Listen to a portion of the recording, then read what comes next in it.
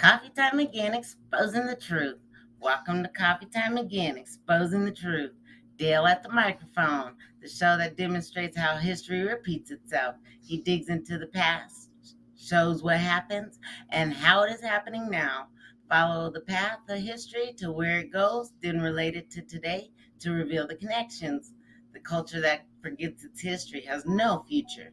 A history buff and loves to talk about it, going back as far as ancient Greeks and Egyptians and beyond. So grab your coffee, your chair, and listen to the show. Hope you enjoy. Good afternoon, world. This is Dale. I'm host of Coffee Time Again, and this is Coffee Time Again, of course, where we expose the truth. And today we're exposing the truth with Cesar Cardona, Buddhist and an activist on social equality, it looks like.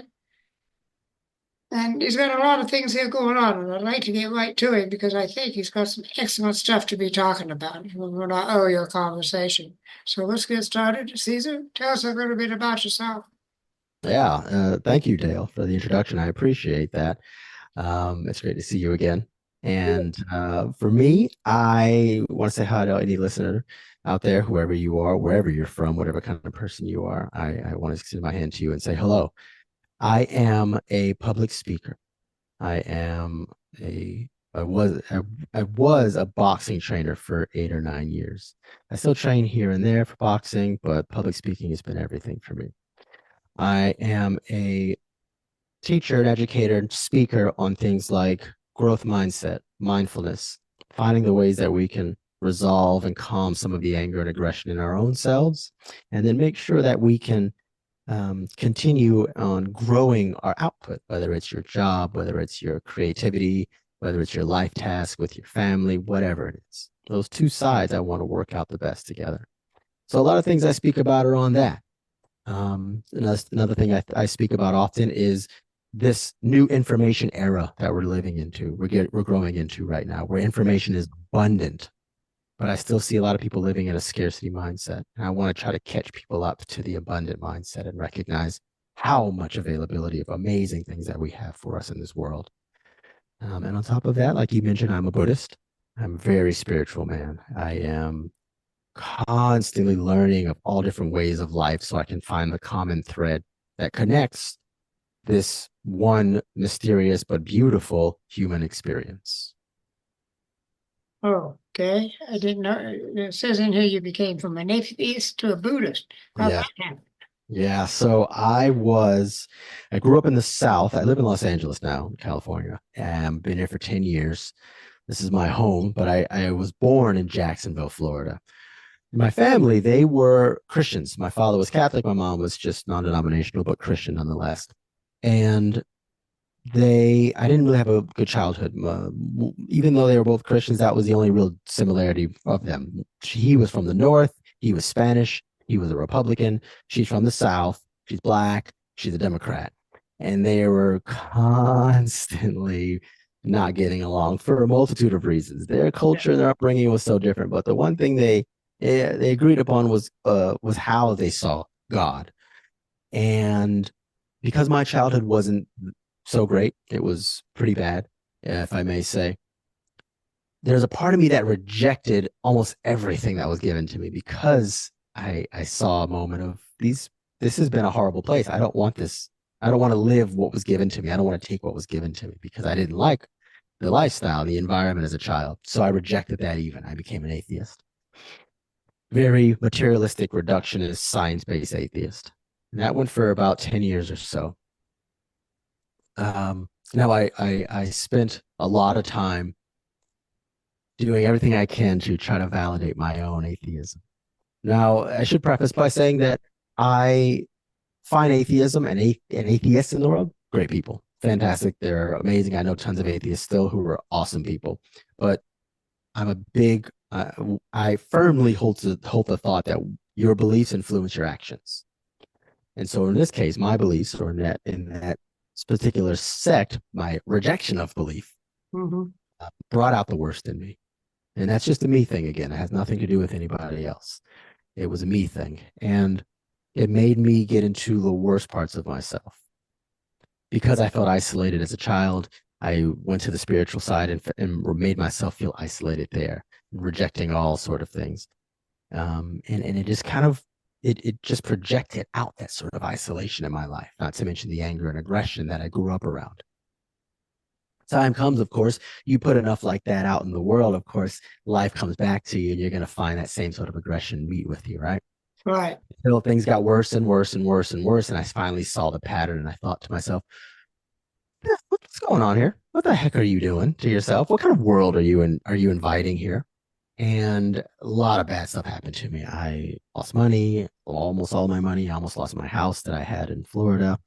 I got into a terrible accident, and just every single layer of life was just shattered. And then I remember that in all the suffering, I remember that the Buddhists have a lot to say about suffering, why we suffer in this world. And a lot of it's based on nature always changing. But humans always want things to stay the same. Mm-hmm. Because of that, we Hate change. yeah, we start suffering, right? But things change constantly. That's Yes. that's the constant is that it does change, right? Right. So I walked into a Buddhist temple one day and I heard some stuff that people were talking about that was so compassionate, so clear-headed, so calm, while still being active in this world. It wasn't so, oh, we're just, we're gone, we're floaty, and life is so precious and beautiful. Life is precious and beautiful. And we have to participate in this world that has a lot of dynamism and a lot of division, a lot of anger in it. I liked how they spoke. So I spent my time practicing, reading the doctrines, hanging out with monks, meditating. Then I went to therapy, and then I just started breaking down all the things for myself. And now it's been almost, I say, 6.5 years, maybe 7 years, I forget. And it was the top three best choices of my life is becoming a Buddhist. Yeah, I am a Christian, very devout Christian, Mm-hmm. and my sister is a very devout Buddhist. Oh, right on. Great, So great. I know a little bit about Yeah. that. I gave a talk a couple of months ago on the parallels between the Buddha and Jesus. There's a great amount of parallels on the arc of the story of their lives Yeah. and what they talked about and what their ultimate point was. It's way more than most people think, actually. Even their assemblymen, like the disciples and the Buddha's assembly, they have a lot of those supporting characters, for lack of a better term, that are characteristically the same too, which is kind of cool. Yes. I'm familiar with that. Also familiar with the fact that there is some reports out over the last few millennia that Jesus visited India.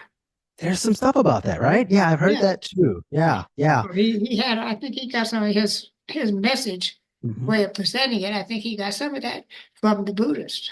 Yeah, I could totally believe that. When I read, my mother is very much a Christian, and her and we get along really well. And in my studies, I find so much of those similarities, and I can Yeah. feel some of this conversation that's being said. I'm like, this feels like Eastern practice a little bit, and I Yeah. love that. I think that's Yeah. fantastic. Yeah, That's one of the things I think divides this country is the different spiritualities and religions and theories and beliefs don't accept the other's point of view.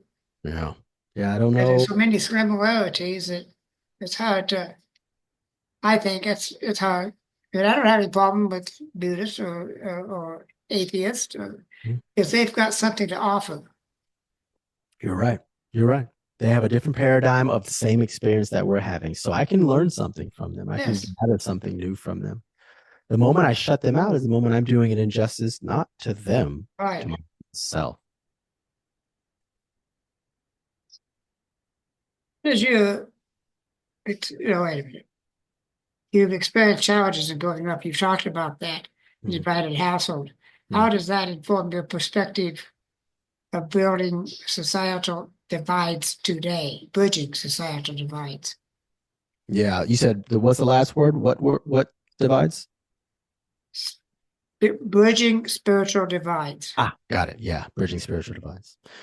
Yeah, so there is a lot as we can see here, with the growth of technology, we're seeing other people in other parts of the world, other parts of your own city who have a whole different way of looking at the world. And because we still, in some levels, live in this scarcity mindset, our instincts tell us to hold on to what you have a little more and kind of be mindful of your personal things. It's in our nature to think that way. Doesn't mean it has to act, or you don't have to participate in that thought. It's a Yeah. thought. Doesn't mean it's yours, it passes through your mind and it can go away. The shirt I'm wearing right now is mine temporarily, but it doesn't mean Yeah. that I have to become the shirt. I'm wearing No. it, right? So those divides that we see in globalization, and I'm pro globalization. I like the growth of it. We're going to have eggs that crack in the omelet of globalization, and you can't put the genie back in the bottle. We're already going in that direction. So let us try to make the best version of it. So what my goals are for the most part is meeting it at a practical level. For example, giving these talks on similarities between Jesus and the Buddha, or finding the common symbolisms in mythologies, religions, folk tales, stories, movies, and real life, and say, hey, how come since the beginning of time we've been talking about things like the red thread? How come every culture has a red thread story? How Yeah. come when we become an atheist, we have things called string theory, a thread, internet? Why do we do all of that? And try to show that from the back of our lives, the back of our minds and our lives, we're still telling the same story about connection. And I pull those up in a practical sense, right? And then I take it back to the more mystery of the human experience that we live. What's more is that because I grew up in those two dynamic in that household with those respective families telling me about opposite things, my mom and dad, they were so opposite, like I mentioned. My father also was a very like straight A student, went to the military. He's never broken a law except maybe like running a red light. My mother grew up in the streets and she had to break laws. She had to cut corners Yeah. because things were so rough because she had to survive. She moved out when she was 16 or 18 because her mom was quite abusive. And then when you put those two together in the same house and they have no tools on conflict resolution, please tell me how they're going to get along. Don't have to tell you, you already know. So then that's fed into my life, right? And so majority of my life, those two sides of thinking, the way the world is, that lived within me. I mean, I inherited it genetically because Mhm. their families and ancestors from before lived this similar sort of lives. Yeah. And then I inherited from them how they talk about the world. And I lived that very hard divide of two different cultures, two different geographical ways of living, two different political divides living in me every single day. And then bit by bit by bit, I learned that my thoughts and my beliefs and my feelings are not my action, or not me. Again, I have them, but I am not them. Once I started making sense of that, I realized that because I was mixed, and because every group or tribe of race always looked at me like I was different because I wasn't fully like them, Yeah. made me feel originally that I wasn't with them. But because of that, I could spend time with all of them. And then I started to find the real similarities in all people. Yes. Then now the next goal here is to remind people of those similarities and then meet someone one on one and remind them, hey, let's not forget, if you're looking at somebody in the world from a place of anger, from a place of malice or fear, you are by default going to separate them from yourselves. Let's work on you absolving that fear, that anger. And that comes with, changing the information you're taking in, how you're taking it in, how you take care of yourself, how you talk to yourself, how you're exercising, what you're eating, and so on and so on. Understand that quite well. You've said that storytelling connects us all, and I believe that Mm-hmm. very, very strongly. What story from your own life feels you feel best captures your mission and message? Yeah, beautifully said. What story from my life feels like best captures my message? My God, there's so many. Here's a great one. This is for sure top five. So I mentioned earlier that I was in an accident during one of my rougher patches in my life. The accident was I was out somewhere. There was a woman that was being harassed by a guy. She looked over to me and my partner at the time and said, "Hey, could you come help me? He's kind of being not so nice." I didn't know her. I didn't know him. But we walked over there and we were like, "Hey, she's our friend. She's with us. We're going to leave now." He didn't like that. He had a problem with it. So a pushing match kind of started. When my partner and I went to go leave, he went and got a group of his friends who were also there, and they jumped on us and attacked us. Now, they knocked me out unconscious, and they didn't stop. They kept stomping on me and kicking on me. They fractured my frontal lobe, my eye socket. They fractured my nose. The four front teeth on my face were completely shattered and knocked out of my face. The bridge below my nose and above my top lip shattered completely, completely gone. And then while stomping on me, they punctured my bladder. So my bladder was bleeding and leaking inside my belly. Mm-hmm. So the doctors had to cut me open, stitch it shut, staple my belly back shut. What's more is that at some point throughout all this, a front piece of my tongue came off, and I lost that piece of my tongue. They had to cut it off. So I wake up in the hospital with no recollection of this. Over time, I had to heal, to learn how to walk again, how to talk again, how to eat again. All of these things, while not knowing any of this stuff, not knowing what those people even look like. A detective came in, started asking me a lot of questions, went to the place where it happened. They had cameras, and he found the three of them. And so it took him a while, but he arrested them. Now, once he arrested them, they went to jail, and then they were on trial for what their sentencing was going to be. From there, the court asked my lawyer to ask me if I was interested in giving them maximum sentencing. Now, of course, I have all the power in the world right then and there, don't I? All of this anger that was building up inside me, I have all the time in the world to decide, you know what? Give a maximum sentencing. Because there's consequences to actions, right? There's a cause and effect, isn't there? Justice should be served, right? Then out of nowhere, and I'd never thought this before, it hit me. If I respond back from this anger to them, then I have learned nothing. I'm going to use my anger to inform and asking them maximum sentencing, where they're going to go somewhere, and that anger is going to be perpetuated over and over again. Right. So who learned anything? And they're in return going to turn around and maybe even do it again to somebody else. Right. That means that if I hold on to the anger of what they did to me, then they will have been beating me up every single day of my life. Right. And in that moment, I switched and said, this is out of my hands. And I told the court, you give the sentence you think is most fitting. And since that time, I've learned about forgiveness, because I understand that my own anger, I understand that anger itself is not something someone else can give you. There's a great story. Go ahead. It is. As a matter of fact, Cesar, nobody can make you feel anything without your permission. You're right. 100% right. 100%. No matter what it is, you got to give them permission. So just remove the permission. Yep. And you don't get angry. Yep. Yeah. It's like there's a natural instinct. There's a natural instinct for us to feel discord, and what we do with that is completely and 100% on our own. Right. There's a great story of the Buddha where some man is yelling at the Buddha, and the Buddha is not responding to him at all. Like, in no way is he responding to him. And one of his assemblymen, his name was Mahakashyapa, walks over to the Buddha after the man leaves and says, "How come you didn't say anything to this guy? Like, he's yelling at you. He's breaking down the Dharma. He's saying all this stuff is pointless." The Buddha turns to him and says, "Imagine we went to this man's house, and imagine this man prepared for us food. And then imagine we say no thank you to the food. That food that's on the table, whose is it then?" Mahakashyapa says, "It's still that man's food." And he says, similarly, so is anger.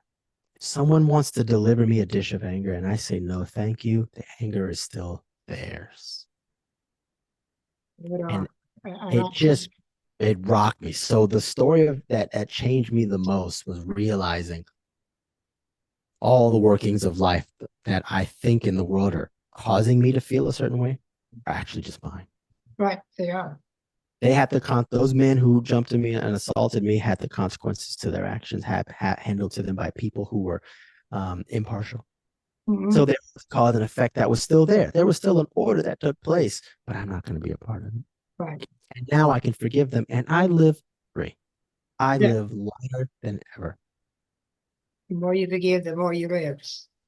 Oh, well said. I like that quote. Really good. That's how I came up with it. Oh, nice. Oh my use, God. use it if you need I to. will use it. I'll use it to my thank you for saying that. I'll use it in my making a note of it now. Right. Use it in one of my talks. The more you forgive, the more you live. Yeah. I will quote you too when I do my talks. Well, you don't have to quote me, but you can use it. But I will appreciate the quote. Get You it don't on. want the quote? I do. You don't want the naming? Yeah, go ahead. Oh yeah, I will. I love doing that stuff. Now, you work with children, teens, and adults. What do you find unites us all, no matter our age or background? The desire to be heard. Oh, amen. Oh, you just hit me right between the eyes on that one. Oh Cesar. man. I've got a situation going on where I wasn't heard. Mhm. This was back in 2016, and I still haven't been heard. Mhm. Mhm. So they're going, yeah, you're right. Yep. The desire to be heard is a very important thing. I see it in every person. I'll take it a step further and say, I'll see children who want to be heard and they'll express it out loud. Yeah. I'll see a child do it. I'll see a teenager and I'll see still a kid wanting to be heard. I'll see an adult do it and I'll see their inner child talking to me. Mm-hmm. They want to be heard. Yeah, there's something about us, I don't know what it is, that we have to be heard to this stuff boils up inside of us. Absolutely. Absolutely. And we need to get rid of it.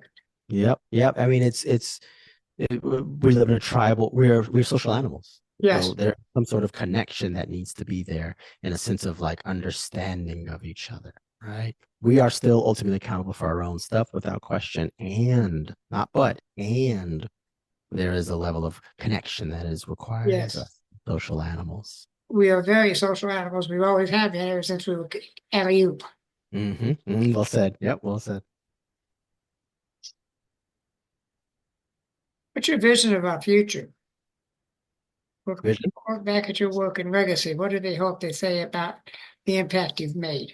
Oh, that's beautifully said. So you said, what's the vision of my future? Is that what you said? Or the future? For the future.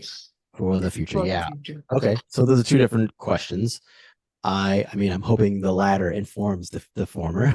Yes. But for the first one, what do I see for the future? I see a lot of elbows being bumped into in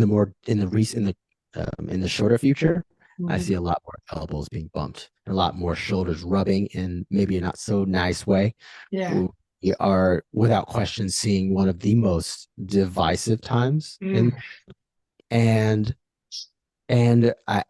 want to say this as well for the sake of the conversation. I'm very liberal. I'm a very liberal person. And when I go out in the world, I want to be as moderate as possible because I want to hear conservatives, Republicans. I want to listen to them. So I say that because right now nobody's doing that. No. Everybody is sitting to one side and staying with the other and not listening to the and they lock up. Everyone just gets locked up really hard. I can see it in their body language when I talk to them. Well, I'm a conservative, very conservative, constitutional conservative, actually. And there's a place down in Florida that's getting liberals and conservatives together in one room, four or five of them, not a lot, just a few, and letting them hear each other. They're liberals and conservatives, you said? Yes. That's amazing. Do you have a link to that or something? No, I can get it. It's one of my podcasts. I just have to remember which one. If you can, that would be beautiful. I would love to connect to that in some sort of way. Yeah, and I guess from what he said, there was 2 or 3 places that were doing the same thing. Even liberals, not a lot of them, just 3, 4, 5. Sure, it's a great start. It's got to start with one. Let it be me. Yeah. So to yes, I couldn't agree more. I mean, it's and it only takes one spark, and you know what happens once you spark one thing. Yeah, absolutely. Yeah. So our future is set for the time being. It's going to be much more friction. We got a lot of friction going on in the world, and I will say a lot of it doesn't necessarily surprise me because, again, like I said, we have this globalization where everybody is kind of in everybody's personal space or personal life is kind of impeding others because of technology, because of planes, railroads, Zoom calls. Like we're all layering over each other, and of course we're like, "Hey man, watch out! Let me get a room in my corner here." Yeah. I can't breathe right now. I totally recognize that. Also, just the way life works in general. I mean, just you. That's just the way life works. You're gonna find change. There'll be peaceful times. There'll be aggressive times. So Mhm. in the closer future, I see that. But what I do see going forward over time is one, humans, Americans, yes, Europeans, yes, Chinese, yes, whoever, yes, but humans as a whole are beautifully resilient. Oh, yeah. We take broken glass and we glue it together with gold in the Japanese culture. That's called kitsugi, right? Okay. In the 60s, all the riots of the broken glass that was there, we symbolically took that broken glass, glued it onto a ball for the 70s and called it disco. Like Yeah. we just do so much beautiful stuff. And you can count on it the same way you can count on things breaking down at some point. There's so much unrest at the moment. But little by little, people, like usual, will get tired of it. And somebody or some groups of people will just start popping up with the opposite, saying, hey, these are good things happening in the world. Yeah. And from there, you find that wave turning again. I have a newsletter that I have. I put out 2 to 3 newsletters, 2 to 3 newsletters a month. If someone signs up on my website, CesarCardona.com, I send out a story that kind of is like a unifying story, a way that to remind you about something beautiful about you. I started with a story. And then I share evidence-based good news that's happening in the world that affects us because we have the media showing us the other side. Okay, fine. Yes. Good for them. Wait, whatever they want to do to line their pockets, cool, understandable.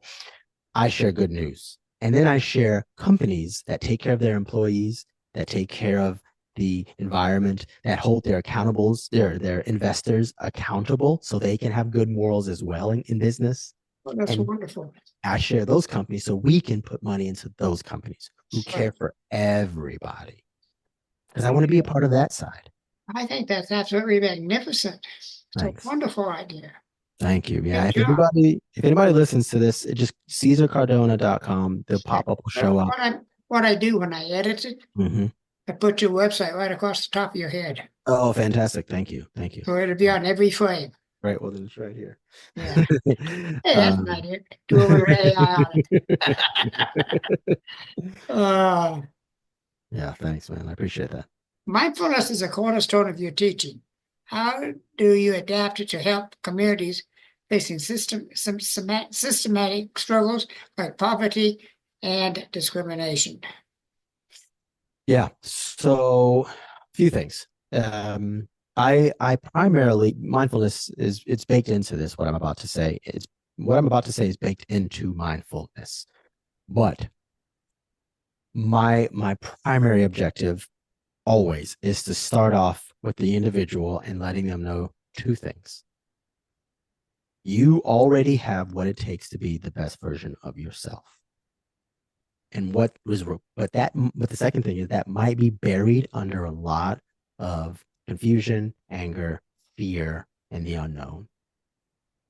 From there, let's try to peel away some of these things a little bit because buried in that clam is the pearl. In that coal mine of your psyche is the diamond. Inside the seed of the uh, rotten apple, eaten apple, whatever apple, I'm sorry, of the fruit is the seed, right? Right. I want to help you find that. What's more is that that's an implication that I don't have anything for you. I'm just here to help you find yours, Right. right? Now, Mhm. how do we do something like that? That sounds great in theory. How do we do that? One, the way I found to be the most beneficial is stuff like mindfulness. It's remembering of the here and the now because depression is the sickness of the past and anxiety is the sickness of the future. So let's get you in this prime moment of the here and now and remember how beautiful your natural existence is. And then let us also in mindfulness, let us remember that your thoughts, your beliefs, your actions, they change over time. So you know they're not forever. So you can also see that they're not necessarily yours because they change. So let's give you a bit of a sliver of space between you, the capital YOU, and all of those thoughts, beliefs, and actions. No one's saying you got to throw it away, but no, there's a little bit of space there because it's subject to change. Once you do that, then you know that you can control those things instead of them controlling you. And once you get to that place, you peel those away a little bit and you find that sense of joy, comfort, peace, sincerity. And then the next thing you know, and I guarantee any of you listening to this, I promise you this will happen after this work is done. You go out into the world and then you start seeing those people's jewels living within them, whether they see it or not. And this is not woo. This is for me, I'm a spiritual person, but this is not spirituality. This is a human being with another human being. Right. And when you see that, then you finally find the jewel of existence. And then we can come together more and more. Yeah, I was a therapist for 24 years. Oh, wonderful. For the alcohol. And some of what you're saying, I used in my groups, my individual sessions. You don't have to get rid of it, but you do have to have space. But it's not exactly the way I phrased it, the way you phrased it. I don't remember exactly how I did do it. It's been so many years since I practiced. But yeah, a lot of that philosophy I used myself and didn't realize until just now what it was. Yeah. It came to me as I did it. Right, exactly. This is one of the funnier parts, Dale, that I like about life is you can really try to make something work by writing it down and practicing it. But the best things come up out of nowhere. Yeah. And you have no clue where they come from. So I spend most of my life trying to just be freed up for them to show up.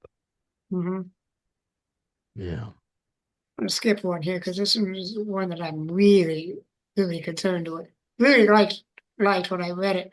Social unification is at the heart of your work. What do you believe is the greatest barrier to unity in our world?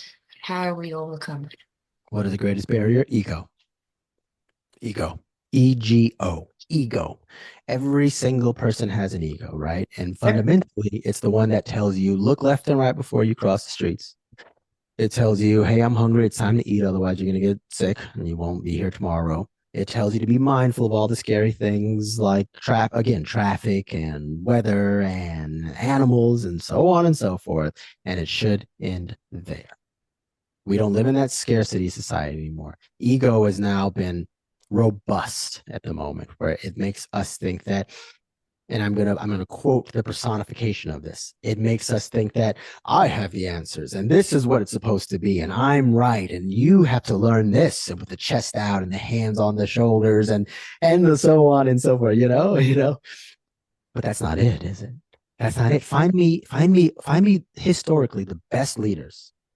Find me the best leaders who are most appreciated by the majority of people, and tell me when they did that and how many times they did that.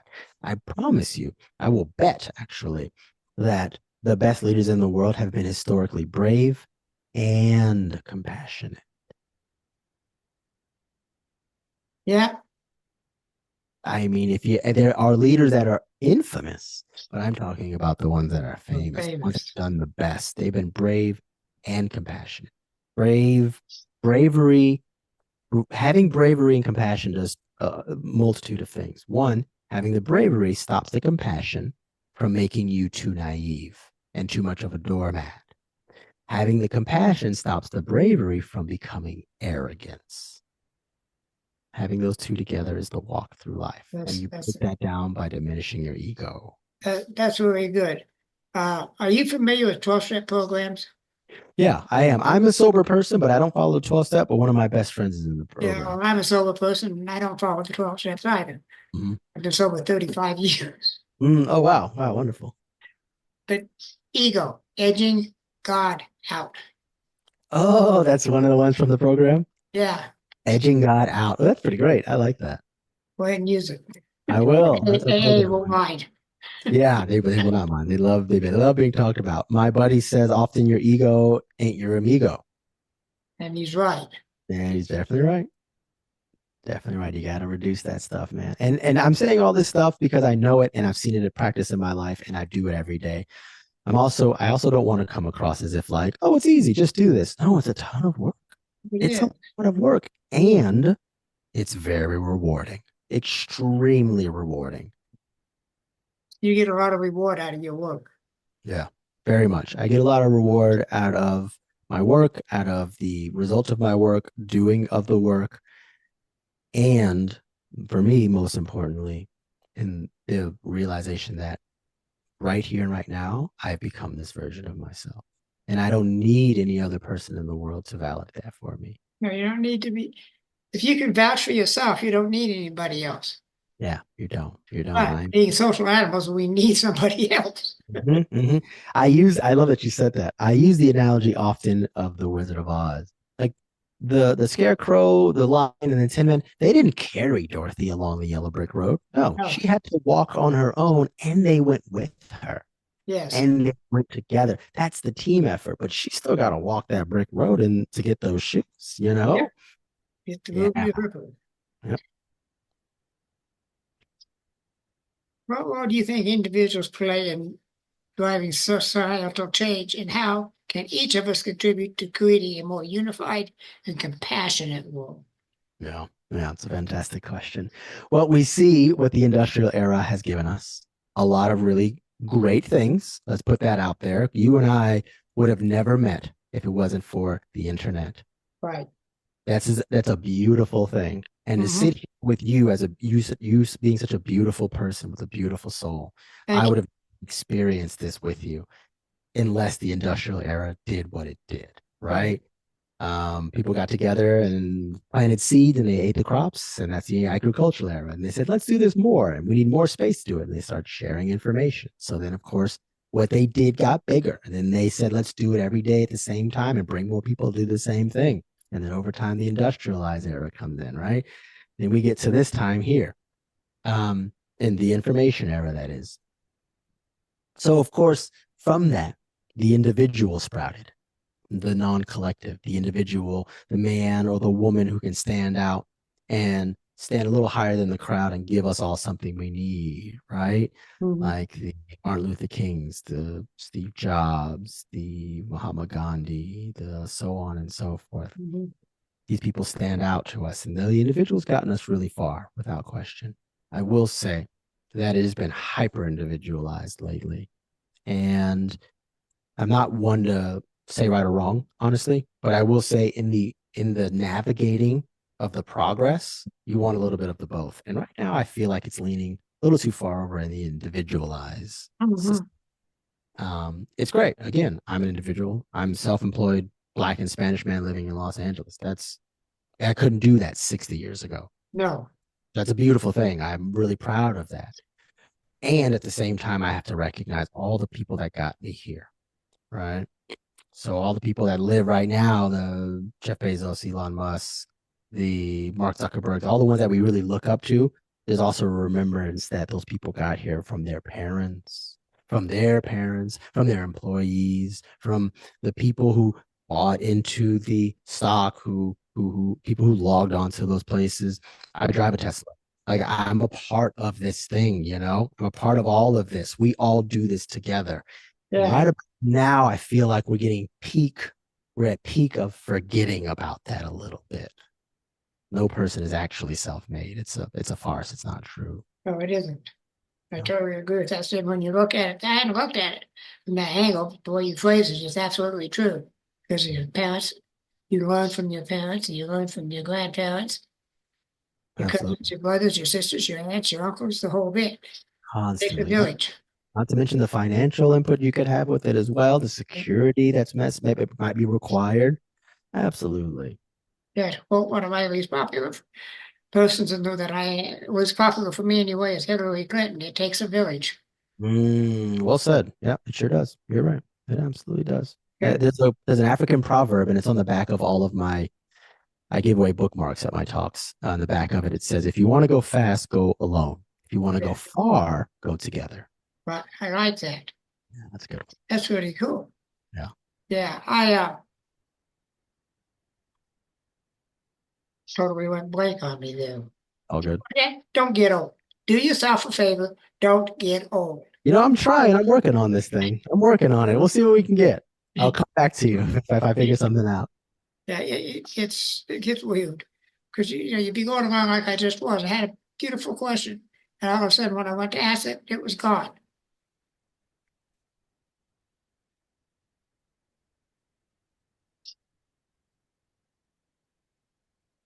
What one thing do you need to say that you haven't said yet? Oh, that I haven't said right here in this podcast Yeah, or in general? this one. Yeah, this podcast. My favorite line ever to say. Be kind to yourself. I've heard that before. Yeah. Now, if I could practice a little better, I'd be in better shape. We all could do it. One of my clients, and I consider him a friend of mine, is a very conservative man. He's a very conservative man, Republican conservative. He also he dips far into the conspiracy theories as well. Yeah. And we when we get together and talk, it's like, and he's older than I, so it feels like for me it feels like father and son. I love talking to him. I love spending time with him. Yeah. I love hugging him. I love being in his presence. And as beautiful as he is externally, he tells me about the times that he's so hard on himself. Yeah. Tough he is on himself. And every time before I leave, if I think about it, I say to him, be kind to yourself. Don't forget, be kind to yourself. Like if I could, let me, and I want to pose this to you Go listening, ahead. whoever your fans are, you listening out there. Here's a thought. Think about the person you love the most, your spouse, your parent, your sibling, your coworker, your best friend, whatever. Let's say they come to you and they're sad about something and they're upset and they say, I didn't do this thing the way I wanted to. I'm really bummed out about it. It really, really hurts and breaks my heart. Would you turn to that person and say, I can see that because you're an idiot, because you're dumb, because you get things wrong? Would you say that to that person? Absolutely not. If the answer is no, then tell me why you would say those same words or similar words to your own self. Very, very good statement. Yeah. I'm going to steal that one myself. Feel it. Please take it. Absolutely. Like, Uh, what are we doing here? You love that person. You wouldn't talk to them like that. So Oh. why would you give yourself those words? I don't know, but I'm going to say one thing. I was going to say it a lot earlier and forgot about it. I belong to the Episcopal Church, Mhm. which is a very liberal church. Mhm. I'm one of the few in the congregation. God bless you. But it's great because we get along. Cool. Like you and me, we're getting along here fabulously, having a decent conversation. Yeah. There's no need for other people to be able to do that. Yep, you're 100% right. And the more you find out about each other, Mhm. the more you're going to find out you're alike. I could not agree more. You need to say anything else? That's it. I mean, for me, that be kind to yourself is everything. It's everything. I end every one of my newsletters with the same thing. Be kind to yourself. Yeah, I'm going to shut off the recording now, but don't go away. You got it. Thank you for listening to the show. There are show notes and a place to comment at https://coffee-time-again.libsyn.com/website. He hopes that you liked what you heard and will tell others about him. Dale is attempting to get a following that both disagrees and agrees with him. He does not want yes men. If you disagree, wonderful. He is happy to have you here as a part of the Coffee Time Again team. Dale does not talk about the news of the day. He is attempting to give a history lesson that is just as important about what is going on in the headlines of today.